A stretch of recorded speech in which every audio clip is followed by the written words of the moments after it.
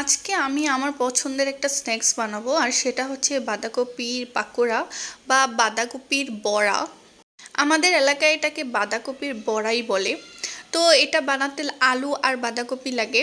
তো এটা হচ্ছে রমজান মাসে অনেকে অনেক বেশি পছন্দ করে, ইফতারিতে খায়। যদিও আমার এই ভিডিওটা ছিল রমজানের আগে।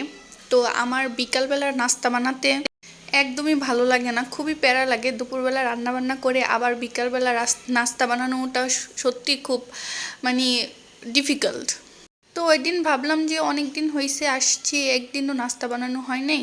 তো আমি বেশি কিছু বানাবো না, বাঁধাকপি আছে বাসায়, বাঁধাকপি দিয়ে হচ্ছে বড়া বানিয়ে নিই। আর এটা একদম ইজি রেসিপি, এটা সবাই পারে, একটা বাচ্চাও বানাতে পারবে। কিন্তু আমি বুঝতে পারতেছিলাম না যে কোন মশলাটা কতটুকু পরিমাণে দিলে ভালো হবে। অল্প অল্প করে দিয়েছি, কারণ বেশি হয়ে গেলে পরে দেখা যাবে যে আবার খাওয়া যাবে না। তারপর বেসন দিয়ে দিলাম। তারপর এই যে স্বাদের মশলা, এই মশলাটা দিলে দেখা যায় যে সব ধরনের মশলাই হচ্ছে কভার হয়ে যায় এই মশলাটায়।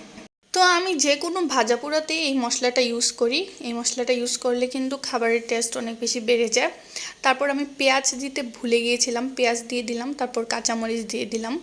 দেওয়ার পর হচ্ছে সবগুলো সুন্দর করে মাখিয়ে নিলাম। যে কোনো দিন রান্না করে নাই, যে একেবারে রান্না পারে না, সেও এটা বানাতে পারবে। এটা বানানো একদম ইজি। আর ইজি বলেই আমি আজকে এটা বানাচ্ছি, মানে আজকে বলতে ওই দিন ওইটা বানিয়েছিলাম। দুপুরবেলা অনেক কিছু রান্নাবান্না করেছি। রান্নাবান্না করে আমি অনেক বেশি টায়ার্ড হয়ে গিয়েছিলাম।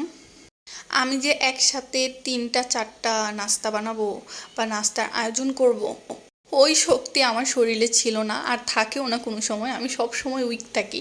তো যাই হোক, আমি এখন এটা তেলে দিয়ে দেব, কিন্তু গ্যাস একদমই কম ছিল।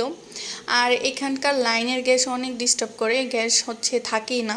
এখন তো রমজান মাস, এখন হচ্ছে সেহরির টাইমে থাকে, কিন্তু ইফতারের আগে, ইফতার বানানোর সময় গ্যাস থাকে না। তো ইলেকট্রিক চুলায় হচ্ছে ইফতারি বানাতে হয়। তো যাই হোক, আমি দিয়ে দিলাম প্যানে। দেওয়ার পর হচ্ছে সুন্দর করে উল্টিয়ে পাল্টিয়ে ভেজে নিলাম। তারপর আমার মনে হলো যে আমি তো এটাতে কর্নফ্লাওয়ার দেই নাই, সোডা দেই নাই, খাবার সোডা দেই নাই। মানে বানানোর পর মনে হয়েছে আসলে অনেক দিন পরে বানাইছি, তো তাই হচ্ছে বাদ পড়ে গেছে। ব্যাপার না, আরেকদিন বানালে হচ্ছে কর্নফ্লাওয়ার দেবো, দেন হচ্ছে খাবার সোডা অথবা বেকিং সোডা দিব। তো এই বাঁধাকপির পাকোড়া কিন্তু খুবই অল্প আছে ভাজতে হয়, না হলে দেখা যায় উপরটা পুড়ে যায় আর ভিতরে কাঁচা থাকে।